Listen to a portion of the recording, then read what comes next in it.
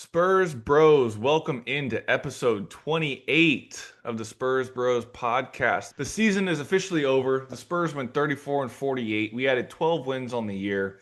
A lot to go over. We're going to talk about highs and lows of the season, what we loved, what we didn't love. A couple of takes on some free agency moves that are, rumors are already swirling. Alex got a take on Walter Clayton Jr. towards the end, along with our weekly Tankathon spin. But also, we've got merch, Spurs Bros podcast merchandise.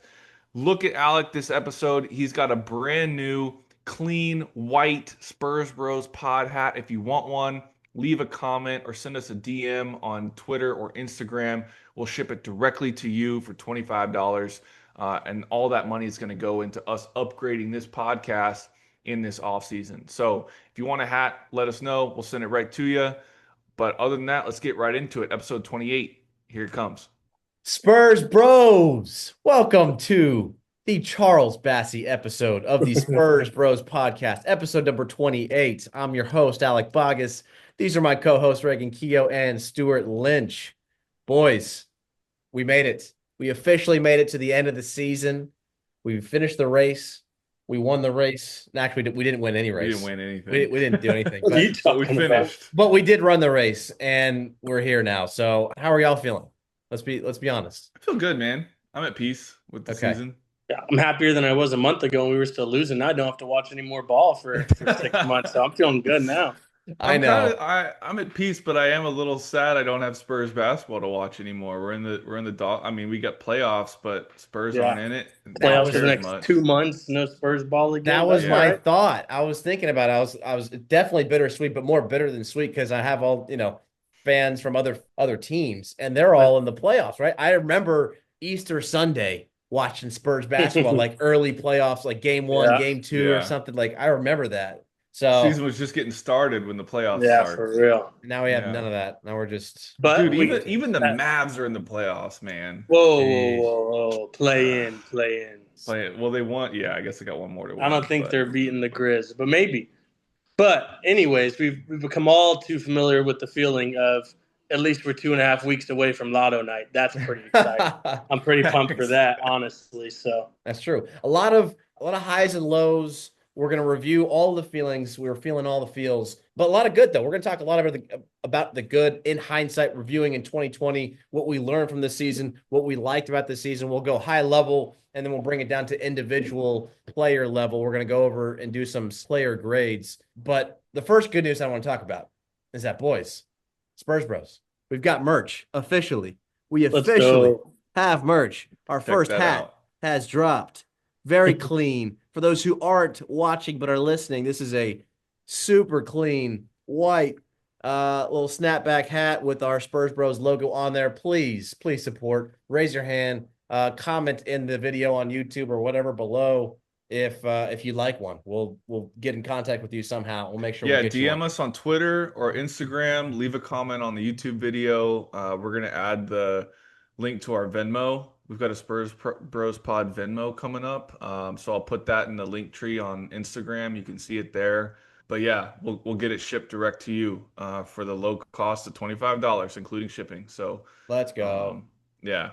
And the reason we're doing this, full transparency, is because we actually want to make the podcast better for you. So if we can sell a few hats, we're gonna put that profit, whatever we make, literally back into our little business, whatever we want to call it, this little podcast. So they just try to make it more efficient, make it better, high quality in every way possible for you guys. So this is all upgrade the software, man. Because I think we've got a lot of ideas that we've been kind of limited to, and our off season we're gonna be in the lab just like the Spurs are. So exactly. A few hats will go a long way for that end. We'll be working harder than Brian, that's for sure.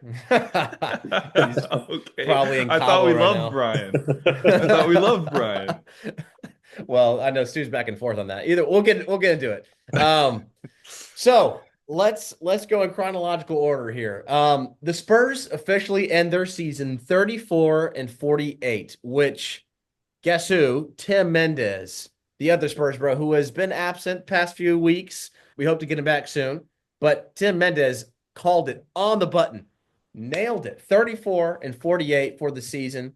That is a 20 or no, I'd say 12 game. Sorry, I wish it was 22 game improvement. I'd say 12 game improvement from last season. That makes our win percentage about 4.415, 415. So that's way better than the 26% win rate that we had last year. But So on that, you said we bumped up 12 wins this season, and right after the last game, put it out on the Twitter, and I asked Spurs Twitter, the community on there. So we increased 12 wins this year. Do you yes. think that we can increase another 12 wins next year, which would put us at 46? And the overwhelming majority of people were like, "Bro, 46 is like the minimum here." Yep. Like we had people in the comments saying 50, 52, 54. I saw 56. Somebody went crazy and said we're a 64 win team next year, and I was like, okay, No we got to pump the way. brakes a little bit. But that would be. I mean, I would love it. But he was like, bro, if we can do this and this, we got 30 more wins next year. I was Oh like, my whoa, gosh. dude. But yeah, like everybody was saying 50 plus. So I love the hype going into this offseason right off the bat right now. It's Lot to get good. done to make it happen, but like I think a lot of people think it's feasible.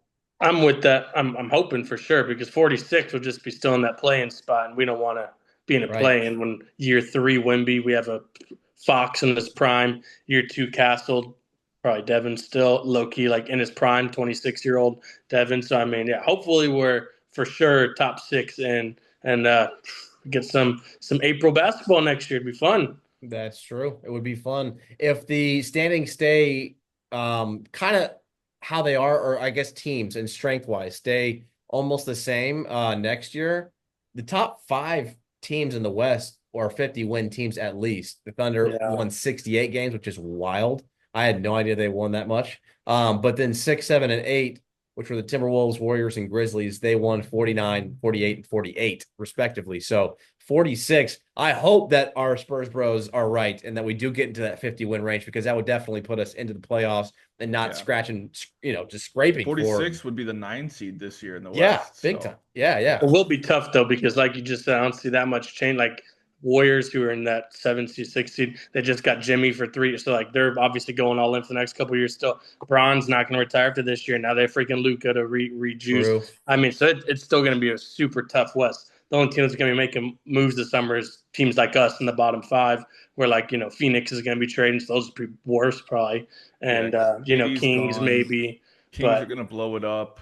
yeah, so. Mavericks are on a slide down, most likely. The Grizzlies might be making some big changes. So there's a few teams, but like, yeah, that top like Still going to be tough. 7 is going to be real tough to We're break gonna have to be into. winning those close games next year. That this year we blew those 6, 7 games. One Yeah, possession games. We need to win more of those next year because they're all going to come down to seeding next year. very important. All right. Going through the last 2 games of the year, we're just going to cover this very, very briefly. The Spurs lost to the Suns 117-98 in their second to last game of the year. But as we had talked about on X, that it was actually kind of low key, sneaky, important for us to lose that game. If we didn't lose that game, then there was a decent chance that we moved up in the standings, or I guess down in the lottery, I guess I should say. Decrease our lottery odds. Yeah. You're right. We would decrease our lottery odds to getting a top 4 pick and decrease our chances of getting the number 1 overall pick. Either way, we lost to the Suns, so we're back where we wanted to be, which was the 8th spot. That makes our chances of getting the number 1 overall pick at 6%. And then the top 4 pick would be in the, what do we say it was, like 26% range? 26 or 28. Yeah. 28% range. Okay, so about a 1 in 4 chance, a little over. But that said, the higher likelihood is that we get a 8 or 9 spot. I think it's like 64% chance that we have like an 8 or 9 spot. We land in that range. 26.2% chance that we get a top 4 pick. Our highest odds are 34.5% at the 8 and 32% at the 9. So basically 2/3 chance that we're going to pick at either the 8 or 9 slot. Yep. And a 1 in 4 chance that we get a top 4 pick. So Boom. But we were talking about that, and obviously the front office and the coaching staff was on the same agenda as us because we sat like our whole team. As Reagan said last week, it should be Castle and the Austin Spurs. It was essentially that, still with Harrison and CP, but they played every game this season, so they weren't going to sit anyways. But we did that. They knew we needed to lose that, and we did. Good. Exactly. Check mark, check box. We're good. And then, as we said, because we lost that game, we could go out with the bang, hopefully, and beat the Jakob Poeltl and the Raptors for the last game of the year just to get a little moral victory. It started out like we were just going to get pummeled that last game of the year. We were watching. It was close for a little bit, but then in that second quarter, they were blowing our backs out. They were Bent us over, man. It was 20-point game at halftime. 20 point. Yeah, didn't I think it got up to like 25 at one point, did it not, or Yeah, something? yeah, it was ugly. But then we looked at the score again, and boom, we coming back, and sure enough, we ended up making the comeback 125 to 118. The Spurs win. That was the first 20-point comeback of the season. Castle had a great last game, 20 points. I think it was 8 rebounds, 6 assists. Yep, yep. And just awesome, and put a stamp on Rookie of the Year. And let's go home. Let's go to Cabo. Let's go fishing. It's kind of a good little like high note. I feel like we checked every box we could over the last few games. We out-tanked the Suns. We had a 20-point comeback against the Raptors. And then if you look back to the Harrison Barnes buzzer beater against the Warriors, like that sent them into the play-in. I know they beat the Grizzlies and they're safe, but we had an effect on the postseason again. So like it was a fun little like week of relevance, I guess, and like a couple little headlines to keep track of. But yeah, I think that's all we really need to talk about those two games Yep. from my perspective, unless Stuart has anything else to add at all. But yeah, I think we're pretty wrapped up as Yeah, we're far pretty as the wrapped actual up. on the court stuff goes. 100%. So, as we mentioned last week, that this season was absolutely a roller coaster, right? We started this season, we're going up, and then as soon as Pop went out, and then definitely as Wemby went out, it was just like all downhill, and then up and then down, and up and down, and that's kind of how it was the whole season. But if you look back, it tells a whole story, and so I wanted to go over and just say like what were some of the highlights of the season and talk about some of the lowlights, maybe outside of the things that we usually talk about, like the Pop going down, Wemby being out, the non-obvious stuff. Starting first, kind of what I mentioned at the very beginning of the podcast, that we increased our win total by 12. I love the fact that we increased our three-point shooting percentage by 4.2%. But mostly I wanted to talk about player development. I think we saw Victor Wembanyama come into his own more of the season. Obviously, barring his injury, he would have gone on to win all NBA for sure. First team all defensive NBA, right? DPOY, all-star he was. All of these things. He averaged 24 points a game for the season. We're glad that he took that next step. And then Stephon Castle, again, we've mentioned him thousands of times already on this podcast, but I mean, again, it was really cool to see him just improve from training camp when we first saw him in preseason all the way to the end of the season. We saw him grow in confidence. We saw him make better reads. Obviously, his scoring bumped up as his role increased as well. Rookie of the Year, he'll probably be. Either way, those are my two things. Those are my big things that I saw on top of just the overall win percentage from year over year. Did y'all see anything that y'all liked? I mean, all that's good and fun, but realistically, the best thing we did this year was set up our future. We got De'Aaron Fox in his prime, and we unloaded the worst contract in the NBA, Zach Collins, straight to the play-in Bulls. Got him off because we had him for 2 more years, fellas. We were in hell. 17 a year for 2 more years. Got that off the books. We were probably going to lose Trey this summer anyways, someone outbidding us, so got him off the books, and we set up our future. We still have a top 10 pick. That's the best thing that happened this season.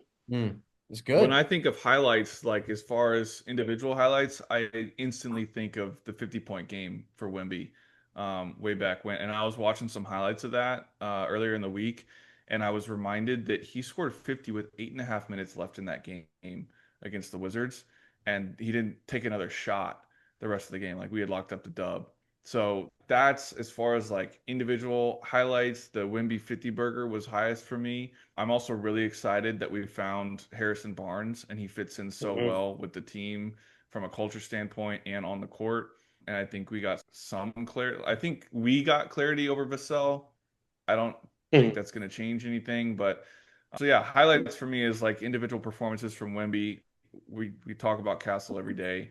But yeah, sneaky, like finding Harrison Barnes, I think he can really be still, another 2, 3, 4 years of really high impact play for us. I hope we keep him around for the foreseeable future. I hope he's a building block piece of this team. I completely And then agree. I got to shout out Julian Champagnie, 82 games also. We had 3 guys and make the 82 games played club. That's the first time that a team had done that since like 2009, which is kind of crazy. It had 3 players play all 82. So yeah, I know we're going to get player grades in a second, but shout out Champagne for playing all 82. That's good. He did stay healthy and stuff, but I do feel like when he was in that starting lineup to start the season, when Devin was still hurt and stuff, he was putting up number like 12, 14 a night, Yeah, and then kind of he just went downhill the rest of the season. But then I think, we're only paying him $3 million a year, so who am I to bitch about anything that he does? So he's basically free. So yeah, that is good that he's still healthy and he was streaky. Come in, it could go 4 for 4 from 3 and make an impact on the game, or just kind of be out there not doing much. So it's fine. Yeah. I think those are all really great points. I love that you touched on all those people. Low lights of the season, obviously. Health. Health. Injuries. Right. Yeah, I'm about to say with our whole damn organization. From top to bottom. Yeah. And we had 3 guys who played 82 games, but then you got, obviously our foundation who only got to play 46 or whatever games this season. 46.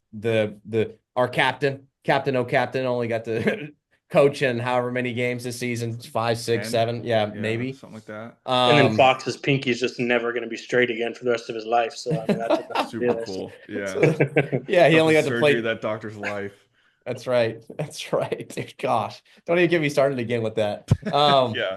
So because of that, because of health, that obviously meant consistency was a problem. We never got to really kick into full gear, right? We never really got to just see what our whole team was capable of, just because it looked like we were trending up and getting better.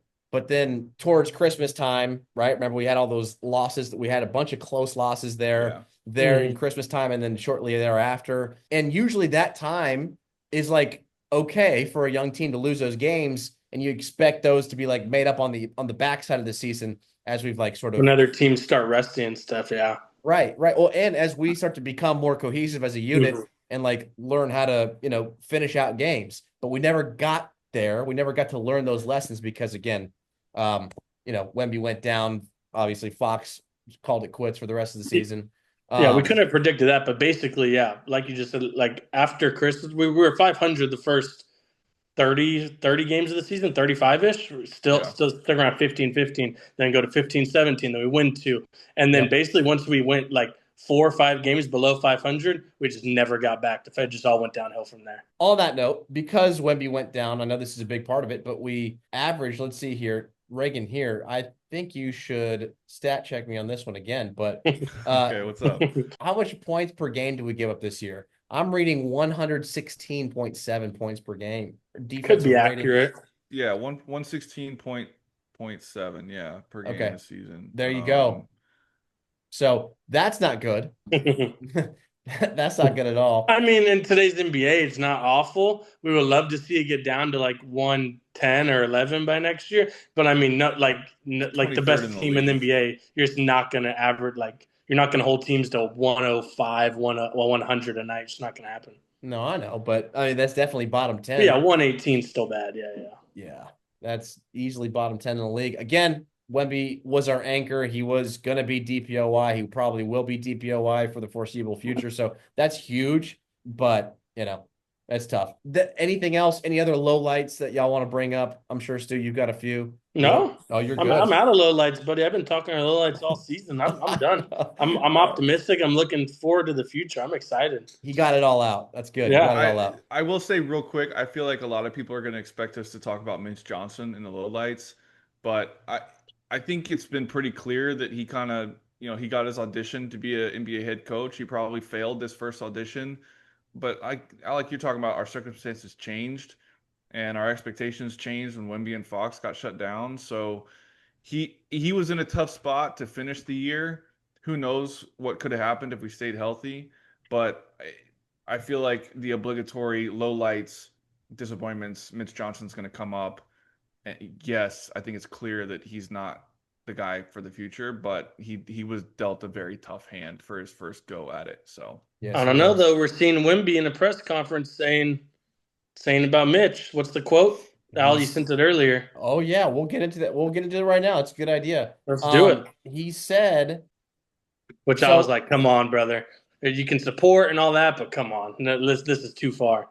Yeah, so this is I actually think a I good missed this. this is a good transition, boys. So Spurs Bros, in other news, I thought it was a highlight because we got to see Wemby talk in front of the podium for the first time since he went down with the DVT. Obviously, he didn't address the media when it happened or right after it happened, and he didn't talk about, I'm sad I couldn't finish the season, nothing like that. It was just very quiet, very Spurs-esque, right? For Just sure. close to the chest. You do your thing. We got you. We'll protect you. You got to do whatever you got to do. So we didn't even know he had surgery until after the fact. So we didn't know he was going to Which be is on blood thinners or crazy. what. Any other market, that gets out. Yeah, for Any other sure. organization, that gets out before it happens. Yep. So it was a nice surprise at the very end of the season, last game of the season, where Wemby actually spoke for the first time to the media. He said, in regards to the looming coaching situation, he said, quote, "I trust the organization.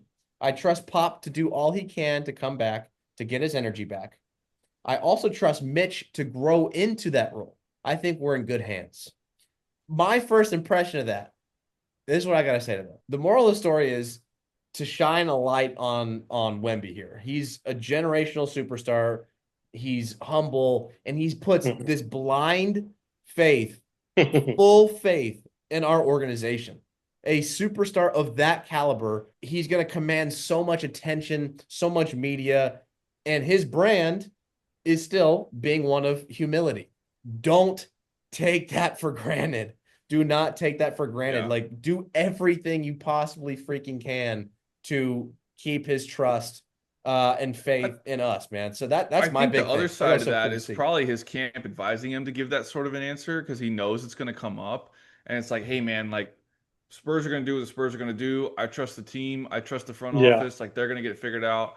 I don't think he wants any blood per se on his hands of like trying to endorse one way or the other and make that decision Yeah. in case it doesn't go well, or if it comes off bad. Like he's removing himself from any of the aggregators picking something up that's gonna be misconstrued or make the wrong headline on first take type of thing. Like, and Sure. so again, like you said, Alec, like we gotta appreciate that because it fits in with exactly how we want him to be, and we know Duncan and Robinson and Tony and Manu and Pop, they're all in his ear about this is how he handles kind of stuff. Yep. For So sure, yeah, for sure. But I think he could have ended the quote after his pop instead of saying, "But I give all my faith into Mitch growing into this role." I don't want Brian or someone else in hearing that. Oh, Wemby says he trusts. We'll do another year. Like he's got to know that we also need to start winning now, brother. We just got Fox to start winning now and close sooner. Like we can't. That's why we're like we said. If Pop were to be done, we can't hire like a Becky or promote an assistant coach who's never coached before because all those people need to learn with the team. Like we're in not learning anymore. We're in winning now. So that's why it'd be best to bring in a freaking maybe Coach Bud now who just got fired from Phoenix, but like or the guys we've been talking about, Taylor Jenkins, Mike Malone, any of these guys who know how to win already. I ain't yeah. trying to have Mitch, who's coached now 70 games this year, whatever, and went 20 and 22 and 60 in coaching. Like that's not fucking like no.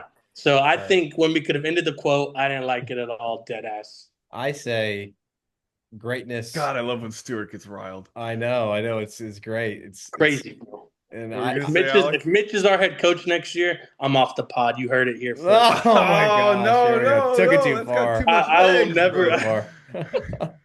That's got too much legs. Look, Dude. I could say that like I knew Blake Wesley wasn't about to start over Castle.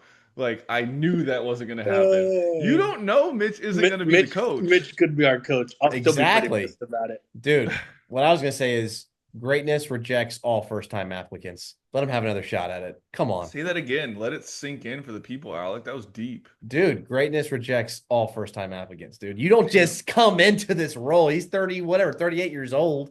Unless you're Pop. And unless you're Pop. But he had Tim Duncan and D-Rod. Well, what did he have? Did he have a losing season his first season? I think, yeah. That first season didn't go well. Hey, all I'm saying, give him another season. Would that just be nuts on our part to, hey, there's Taylor Jenkins, there's Mike Malone, but Coach Bud, two guys who are freaking champions already and have coached at the highest level for multiple years. No, we're just going to ride it out with Mitch. Yeah, let's That'd just be do an that. insane decision. That'd be an Based insane on the decision. coaching talent that's available, Yeah. I don't think that's the route we This should is this take. is not the year to just roll with And Mitch another again, year. none of Yeah, them we are like it. strangers to San Antonio. They Crazy. all have been in the org before.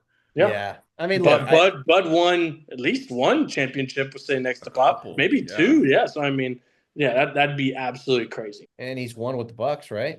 Yeah, he's So- one with the Yeah, Bucks. he was the Yeah. head coach. Yeah. And the Bucks won in 22. Yep. So there you go. There's that. Yeah, dude, I'm taking Mike Malone or Bud. I think those. I'm Ideally, even taking Taylor. ideally. Dead ass. You would? I'd still take Taylor over Mitch for sure. Why? I know he grew up in Austin Spurs. Yeah, but he Yeah. also coached like the mid Grizzlies to be good the past couple years and dealing with all Jaws off court crap. Like, Bro, if he can handle Ja, he can handle Yeah. our roster. yeah, And I think he handled Ja pretty well. yep. Yeah. Excellent, boys. Well, anything else before we get spinning around here? Well, before we go to Tankathon, real quick, rumors have already started swirling, and people are just throwing the Spurs around for clicks, I think. Bradley Beal and Zion, get out of here. If you're listening or reading to these articles or these tweets or these whatever it is from aggregators and random betting lines on Zion Williamson or Bradley Beal ending up in a Spurs uniform next year, throw away the article, toss your phone in the ocean. If you're believing that crap, it ain't happening. No need to worry about any of that stuff. We're not paying the price for those guys.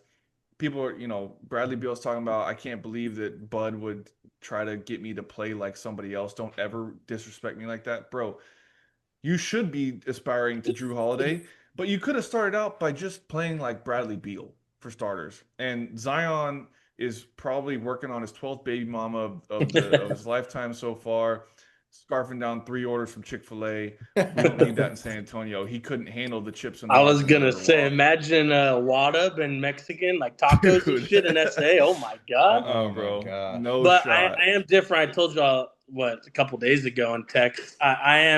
I would take Bradley Beal, and you said for the price. But that's the whole thing is the Suns they're saying they're gonna buy out his contract, so then it'll just be a free. Listen, I would sign him to 13 mil a year or something. Like, dude, we had Zach Collins making 17 a year. Why would not have Bradley Beal, a bona fide scorer who can come in? He wouldn't be a starter coming off the bench. Let's ship Devin for 30 mil a year, and we have Bradley Beal for 13 or 15 a year for 1 year or 2 year, like we just did CP. I honestly would do it, and I saw like Pop coached him at the Olympics, all that. So who knows? Maybe they got a good relationship. I would do it. Obviously, not for the 50 a year that he's making, but if he got bought out and all that, I would do it for 10 to 15 a year. He's personally. due 53 million next season. You really think they're paying that buyout? That's what I saw. They're gonna like buy him out for 110 or something. He has 2 more years left. Yeah, Oh 53 my and then 57 gosh. player option. Yeah, 110 to the bank, and then just get him off the books. That'd be Dude, insane. HB is a maniac. Of all So, people, he would do it. I guess if we're gonna get Brad Beal for 13 million in free No, agency, yeah. then yeah, I'm down. But I don't know. Sue me. I don't. That's see the a whole world thing. where Of that course, we happens. wouldn't pay 50 mil a year from him. But if we could get him for 15 a year for 1 year, like just see how it goes, why not off the bench? I would Yeah, do I mean, it. he's got a no trade clause, so they'd have to buy him out for it to even be a Yeah. thing. Yeah. I saw some other suitors would be like Miami. I guess All the Denver. normal, Yeah. Brooklyn, all all the stuff. normal, I bro. don't think any of this stuff has legs right now Yeah. with him or Yeah. with Zion. But I Interesting. think Zion's going to be a legit trade piece. I think the Pelicans are going to do what Dallas should have done with Luka and say, hey, come get him. Highest bidder wins. Yep. So, Boom. I don't know who the hell will take him, but I have no idea either. Alec, you had a take on prospect? I do. Yeah, I did have a take on a prospect. Let's get to spinning, and Okay. let's All right. that'll maybe flow better from there. Spin Let me it see up. if I can. yeah. if I And can about get- to spin, we should say go Heat. As we know now, Heat versus Hawks tomorrow. Loser is out of playoffs. Winner is in playoffs. So we're cheering for the Heat for once. You know, they beat the Hawks. Hawks have a lotto pick, and we can get a little lucky with the balls, and whatever happens, happens. Come on, boys. Come on, Miami. Could still end up And getting also- 2 top 10s by the end of it. Yeah, and I think also now we want Memphis to lose? Or we want Dallas? Dallas? We want Dallas to. I We forget, want we but want there's we another want Dallas to win, and we want obviously the Heat to Hawks win. to lose. Oh, Yeah, the Heat to win, Hawks to lose. And then I think from there we want, is there supposed to be like some sort of coin flip or something? But would decide who has the better odds based on the tied yeah. records or something? But at that point, I mean, screw the yacht. Like anything can happen. But as long as they get into the lottery, that's what we're rooting for at this Exactly. point. Completely So agree. at least give us a chance. Yes. Because if the Hawks win, then they're in, and we seal up. I think it's number 16 at that point or 15. Yeah. So that'll suck, but at least give us a chance. I completely agree. All right. 8 and 13 sounds way better than 10 Yeah. and 16. So Yeah. Absolutely. All right. Here we go. See what we got. 2025 NBA mock For the draft. record, it does show the Jazz right now.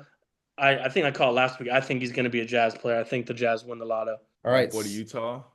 Yeah, right. Exactly. With all the Mormons, all the the whites. All right, let's see. All right, let's go over there. Let's simulate this lottery. Come on, boys, give me something. Oh, nope. Cooper's going back to Duke if that's the case. Charlotte, yeah. Oh my gosh. He ain't going to that organization. Let's spin it one more time. Oh, so and it's still what do we get? 8 and 15, 15. which is who we get? Liam. I don't want Liam. Who do we have at 8? Who's this? Jeremiah Fears from Don't Oklahoma. need Fears. I mean, no, I make wouldn't any take sense Fears. for us. No.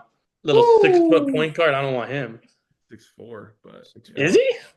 I'm Looks at taking 6'4", I'm taking WCJ over him.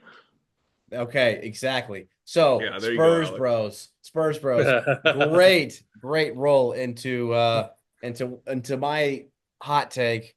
This is gonna be hot. I don't think it should be hot at all. No, at this point, it's pretty relevant right now. Right. Okay. So assuming we get somewhere in the 8 to 15 range, 8 and 15 range, I should say, we pick, someone like a 3-and-D guy, a shooter guy, because that's what we need, right? We need shooting. We need a backup big for sure. And then ideally, if you think about it, depending on what Chris Paul does, right, in the offseason, we could use a backup point guard. So if we get 8, maybe one of two, Concanipple or Malawach lands at us somehow. And then at 15, if we don't decide to trade it back, I think we should take, hear me out on this, Walter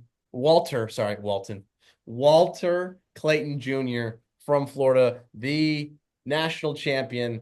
And yes, exactly. And here's why. Stuart, you mentioned the very popular argument, which is a good case, that you want to draft the 18, 19-year-old because if you have that person, that player, whoever it is, in an ABA program playing against NBA talent, that person is going to be better at 22 than Walter Clayton Jr. would have been coming into the league, and he's 22 right now, right? Malachi Branham would like to have a word about that. Yeah, exactly. So that's my thing. But honestly, I mean, just real quick, honestly, would Malachi not go absolutely dominate college? He would. He would probably lead a team to the national championship too. Yeah, but would you take Walter Clayton Jr. or would you take Malachi Branham? Is Malachi 22? Next season. No, like next season. Like right now, next season. Oh, well, we've seen what Malachi is, in the NBA. So we would take Walter, who we don't know what is in the NBA, Exactly. But if Malachi was coming out of college right now, he just averaged 40. Oh, he's not going to average. All right. I think the kicker with WCJ, like Alex talking about, is that he just won a natty, bro. Yeah, he's a champion. That's what we've been talking about. It'd be nice to get a winner in the organization to go along with Stephon. So exactly. So here's my thing. You heard, I forget who it was, Reagan, you mentioned this before, who mentioned on ESPN, he compared his game to a blend of Steph Curry and Damian Lillard. And he said, it's crazy. I know. He said it's not. He said in Jay the Williams. college game. Yeah. Right. He said, I'm not saying he's going to be this in the NBA. Exactly. The college game. He is them. Exactly. That's what he said. He said, I'm not saying he's going to be anywhere near whatever the career that they had or whatever, but yes, for sure. Which, if you look at that, like those skill sets, 1000% translate to the NBA. Like if you look at his skill set right now, like his bag, whatever you want to call it, his ability to get by guys, his hezzy pull, His ability to just like literally turn from anywhere, catch off the dribble, coming off the left side, coming off the right side. Remember in the Elite Eight game against Texas Tech, I remember seeing him like they're down 10 with like 4 minutes left. He grabs a rebound, dribbles all the way back out to the 3-point line in one motion, basically turns and just throws it up and boom, like the guy it can looked shoot. like Steph against the Clippers in like 2017 or whatever that game was. Yeah, it was insane. He can shoot the ball. So he has real skills. He's a winner. And if I'm the Spurs, it makes more sense to draft the 18, 19-year-old whenever you're like rebuilding right from scratch.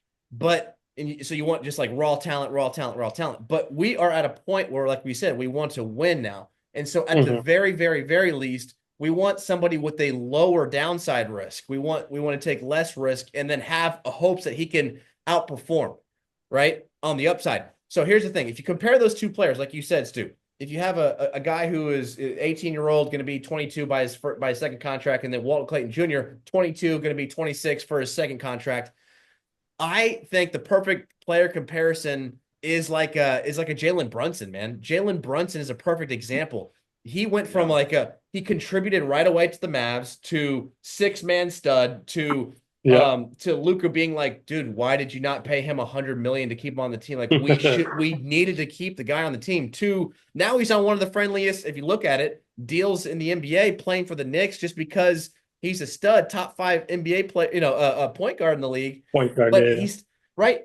But he comes in and he's got this chip on his shoulder, right? You naturally have that chip on your shoulder whenever you're older guy coming into a league with a bunch of 19-year-olds already being overlooked. Like, you've got that chip on your shoulder. So he's got that. He has more reps just from pure age. He knows how to play. Yeah. They talk about that all the time. Like, 19-year-olds are going to make these stupid teenage mistakes, whereas the 22 or 23-year-old isn't going to have as much of that. You look at Dalton Connect in LA. Yeah.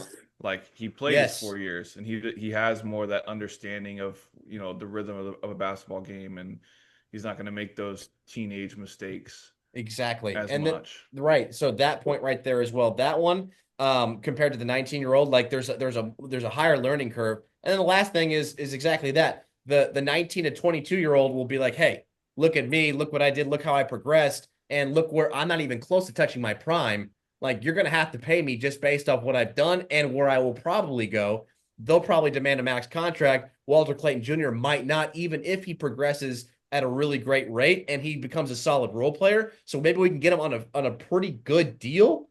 And then he turns into actually like a solid player. And again, his skills translate to the NBA like crazy. He's a shooter. He's a shooter. And he's NBA is a bigger court, more space, more room, high pick and rolls. He can blow by as a center. He's a good passer. He's got the vision. I agree with all that. I'm just sticking with I would, like, if we were the GM, so we would take, but like, I'm just sticking with what we know as the Spurs and what has shown the past 5-10 years. I mean, dude, we took Primo, like, who was the youngest guy in the draft over Jalen Johnson, who's now a future All-Star. Like, we're just I'm sticking with it. I think we're just going with whoever it is, an 18, 19-year-old.